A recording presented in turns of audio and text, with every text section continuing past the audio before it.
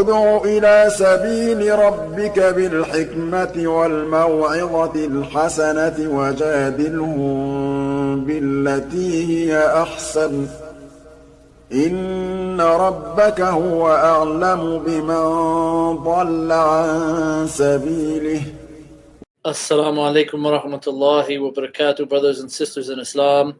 May Allah subhanahu wa ta'ala bless all of you and bestow His mercy and blessings upon each and every one of you.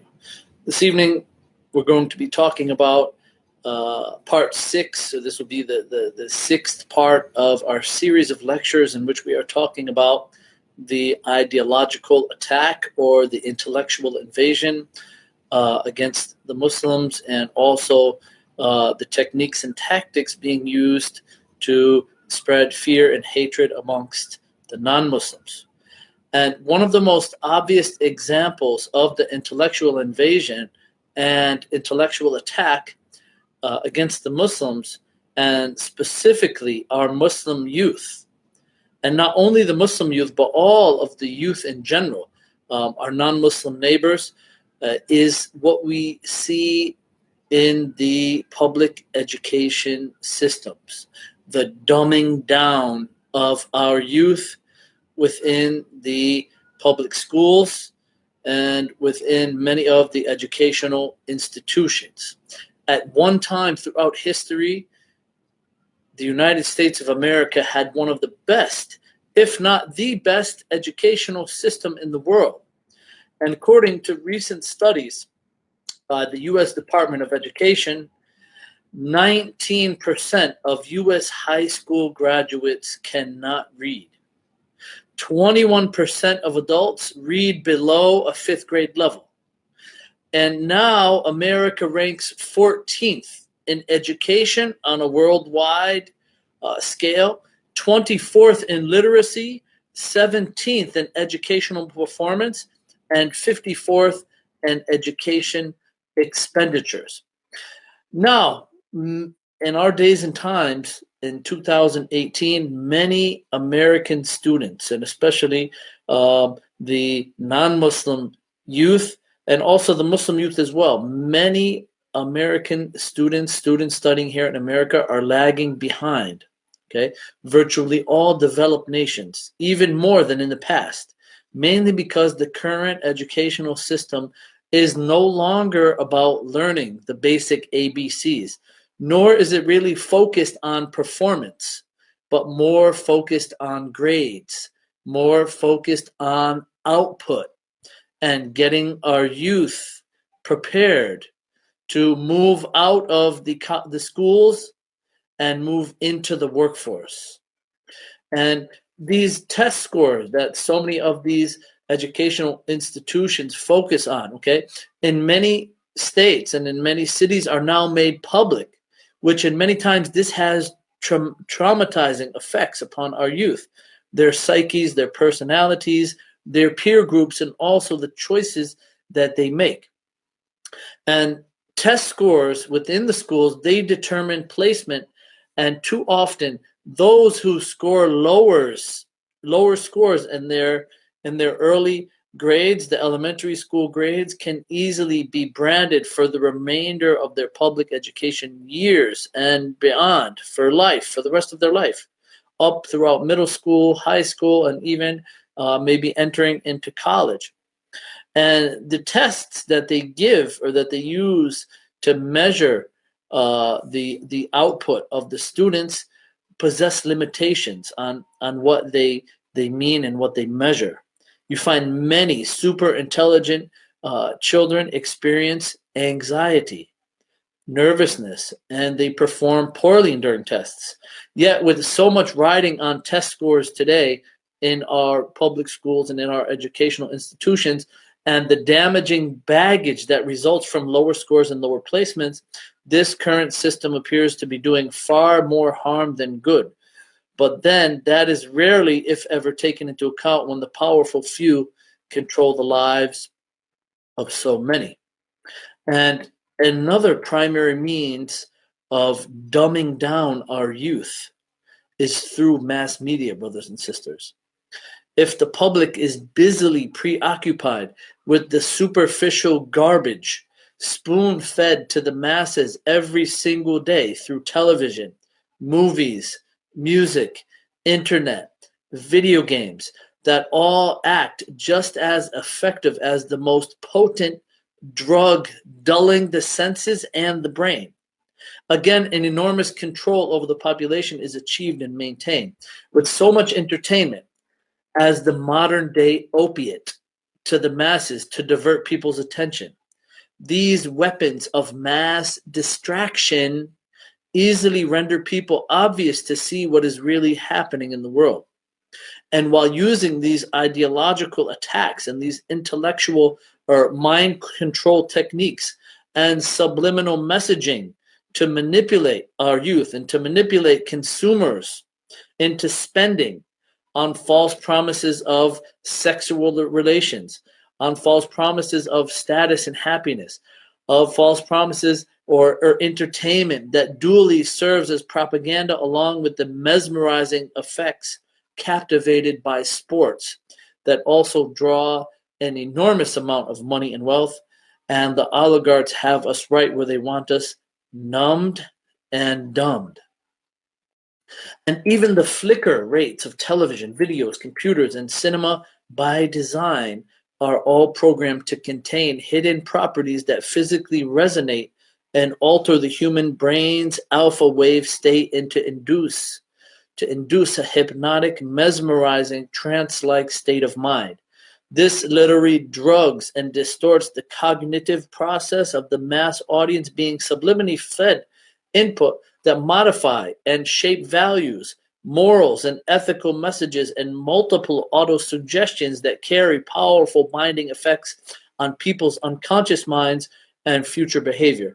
This too is another form of calculated brainwashing, or the intellectual attack or the ideological attack and mind control, as well as behavior control that the media, as vehicles of propaganda and disinformation, constantly utilize.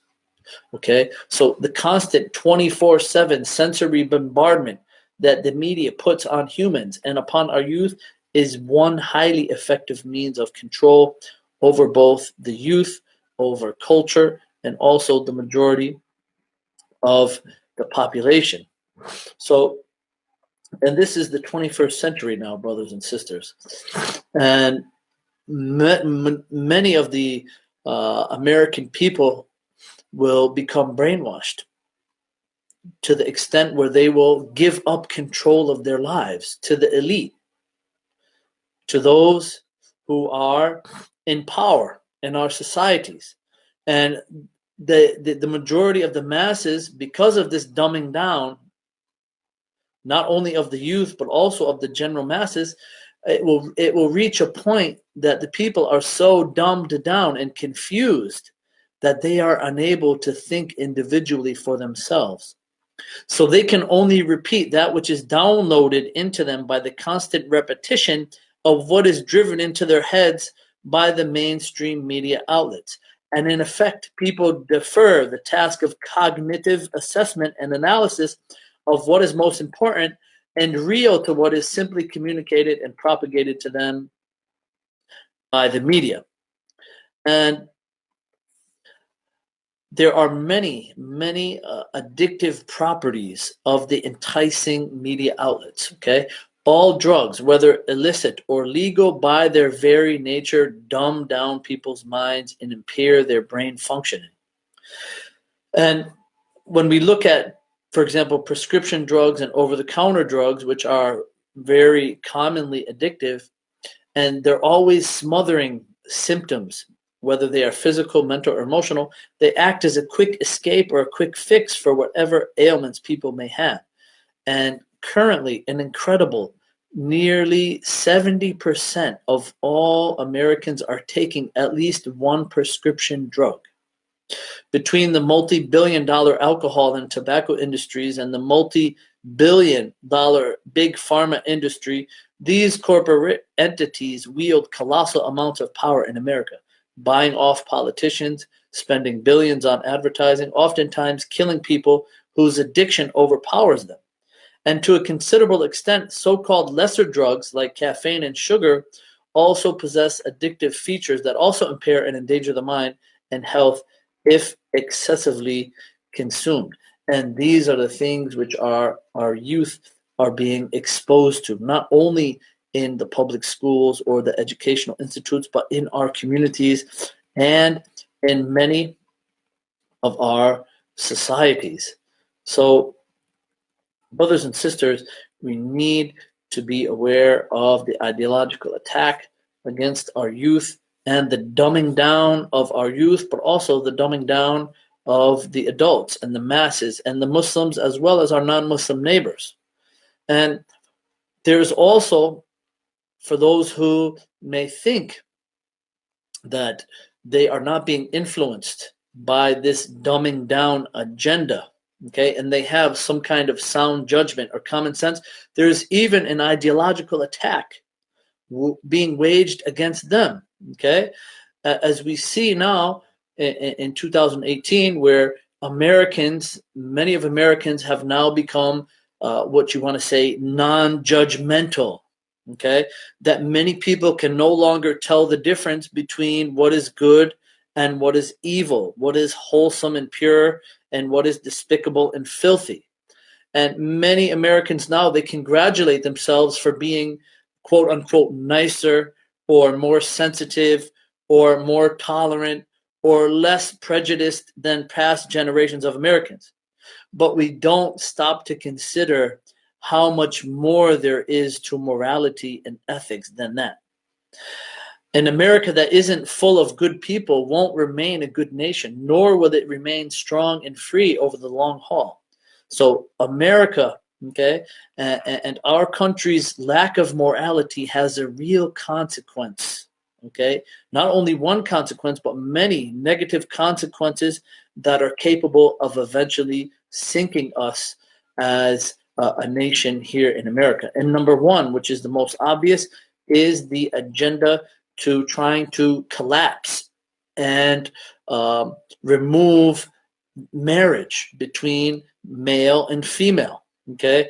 And there used to be quite a bit of social stigma attached to getting a divorce in America or having a child out of wedlock. You would be looked at as somebody who did something wrong. And now in our society, that's no longer true. And consequences for society have been horrific. And although there is some dispute about the numbers, now in the year 2018, approximately 40% of marriages now end in divorce. And half of all children born to women under 30 in America are now illegitimate. Okay, 3 out of 10 in white children are born out of wedlock, as are 53% of Hispanic babies and 70% of African American babies. So this is important, brothers and sisters, because children raised without a mother and a father in the same household are statistically worse off in just about every area imaginable. Okay? So the controlling for socioeconomic status, race, and place of residence, the strongest predictor of whether a person will end up in prison is that he was raised by a single parent. And by 1996, 70% of inmates in state juvenile detention centers serving long-term sentences were raised by single mothers. 72% of juvenile murderers and 60% of rapists come from single mother homes. 70% of teenage births, dropouts, suicides, runaways, juvenile delinquents, and child murderers involve children raised by single mothers. Girls raised without fathers are more sexually promiscuous and more likely to end up divorced. And a 1990 study by the Progressive Policy Institute showed that after controlling for single motherhood, the difference between black and white crimes rates disappear. And various studies have come up with slightly different numbers, but all the figures are grim and in the negative. And according to the index of leading cultural indicators, children from single-parent families account for 63% of all youth suicides, 70% of all teenage pregnancies, 71% of all adolescent chemical substance abuse, 80% of all prison inmates, and 90% of all homeless and runaway children. A study cited in the Village Voice produced similar numbers. It found that children brought up in single mother homes are 5 times more likely to commit suicide, 9 times more likely to drop out of school, 10 times more likely to abuse chemical substances, 14 times more likely to commit rape for the boys, and 20 times more likely to end up in prison, and 32 times more likely to run away from home. So single motherhood is like a farm team for future criminals and social outcasts. So instead of trying to reverse the crippling damage being done to our country by the collapse of marriage, many have chosen to degrade marriage, okay? And to degrade it even further by allowing same-sex marriage and same-sex unions. And soon to be followed by polygamous unions that will degrade the institution of marriage even further. And if it's true that marriage is the bedrock of society, then looking at the way things are going, then our nation's house looks as though it's built on sand and ready to sink. And the approval, the acceptance and propagation of the LGBT agenda is directly related to the collapse of marriage. And now I'm going to read to you what some other individuals have mentioned about the destruction of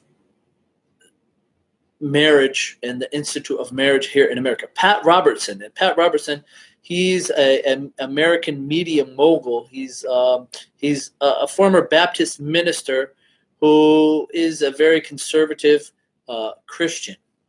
And he says, quote, "I think we need to remember the term sodomy came from a town known as Sodom. And Sodom was destroyed by God Almighty, and the thing that they practiced was homosexual activity. And even they tried to rape angels who came down there. So that's the kind of people they were.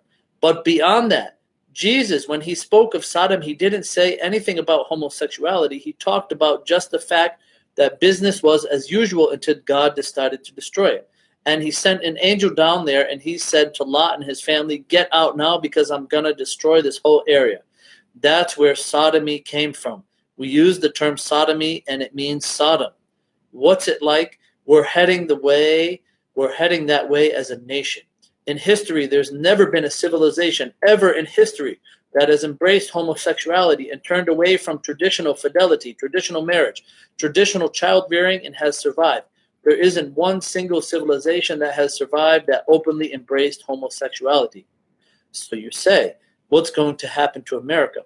Well, if history is any guide, the same thing's going to happen to us. Unquote. Then he goes on to say, in study after study, okay, this is actually taken from an article which was written in the USA Today newspaper. The USA Today newspaper. It says, in study after study, family breakdown is linked to an increase in violent crime, youth crime, teen pregnancy, welfare dependency, and child poverty. Marriage has already been weakened. The out-of-wedlock childbirth rate is at a historically high level, while the divorce rate remains unacceptably high. Legalization of gay marriage would further undermine an institution that is essential to the well-being of children and our society. Do we need to confuse future generations of Americans even more about the role and importance of an institution that is so critical to the stability of our country? Unquote.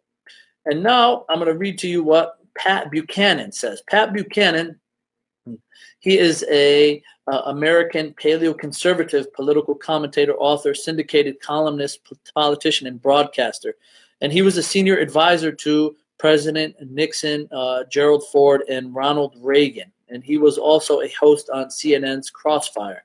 He says, and I quote, "In its relentless drive to overthrow the moral code that has guided Western civilization since Constantine, the homosexual lobby has moved from triumph to triumph in a few years. And what would constitute total victory for gay values over traditional values.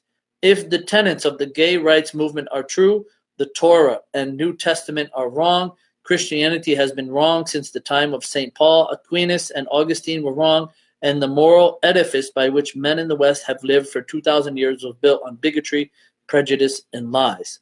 Was it? Unquote. So focus on the family founder and chairman, James Dobson. He predicted on his radio program that allowing same-sex marriage in the United States would lead to group marriage, as he quoted. And then he said marriage between daddies and little girls. And as he said, marriage between a man and his donkey. And Frank Graham, who is an evangelist Christian, he also recognized this as well when he said, quote, the LGBT agenda wants to force everyone to accept and condone their lifestyle, which God's word defines as sin. And he also said, LGBT activists are trying to hook their caboose to the freedom train and drag an immoral agenda into our communities. And he says, Satan is behind the LGBTQ rights and advocacy. This is a full-scale assault against Christianity and followers of Christ. When prayer is banned from the public square, when our president fails to defend biblically defined marriage, and he openly and zealously advocates for gay rights, when legislators rush to overrule existing laws to promote gay marriage, when schools and courts consistently suppress religious freedoms, we know we are locked in a war against the Christian faith, not culture. The architect behind this offensive is none other than Satan himself. The scripture says that the devil, our arch enemy, is bent on such destruction as possible. And he goes on, he has many other quotes as well. And so basically, what I want to show you all is that not only do practicing Muslims recognize and realize that there is an ideological attack, and there is attack against traditional marriage between male and female, but also people of other faiths as well. And the people of other faiths, the Christians, are very outspoken about this. And Muslims need to be clear upon their stance towards this issue, because it is destroying our communities and destroying many of our neighborhoods. And the second issue we want to talk about this evening, how the intellectual attack is targeted towards those who have sound intellects and sound minds, is also the crime which is rampant here in the United States. And despite the fact that China and India have populations 4 times our size, it's so stunning that America has the largest prison population on the face of the earth. And not coincidentally, America's once sky-high crime rate dropped as massive numbers of criminals were locked away. In 2016, in the United States of America, there were 655 people incarcerated per 100,000 of the population. And according to the U.S. Bureau of Justice Statistics, 2,220,300 adults were incarcerated in the United States federal and state prisons and county jails. In 2013, about 0.91% of adults, that's 1 in about 110 in the United States resident population.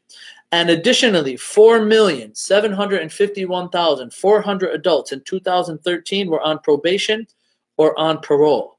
And today, in total, that is 6,899,000 adults were under correctional supervision, either probation, parole, jail, or prison.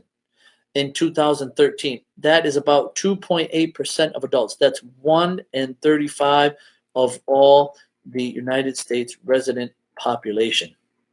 So bizarrely, many people talk about crime as if it's divorced from morality. And we hear about a supposed rape culture or school shootings, or the knockout game, or child abuse, or pedophilia, etc., etc., etc., without making the obvious connection to morals. So morality and having good values and good ethics is directly related to somebody committing crime or not committing crime. And we find that good kids, kids with good morals, good ethics, good upbringings, they're not raping anybody or assaulting strangers to prove they're tough, or shooting up movie theaters or schools unless they are, as we may say, mentally ill. So kids who are taught about good and evil, what is right and wrong, okay, and honor, they are going to make some mistakes. A few of them will even turn out to be bad apples. However full our prisons in the United States may be, they are not full of those who fear Allah subhanahu wa ta'ala. They're full of those who went morally astray and lost their ethics and lost their values. So we'll stop here, and we will continue on to talk about some of the other techniques and tactics which are being used in the ideological warfare and the ideological attack against Muslims and non-Muslims. May Allah subhanahu wa ta'ala guide us all and increase us in goodness. Assalamu alaikum wa rahmatullahi wa barakatuh.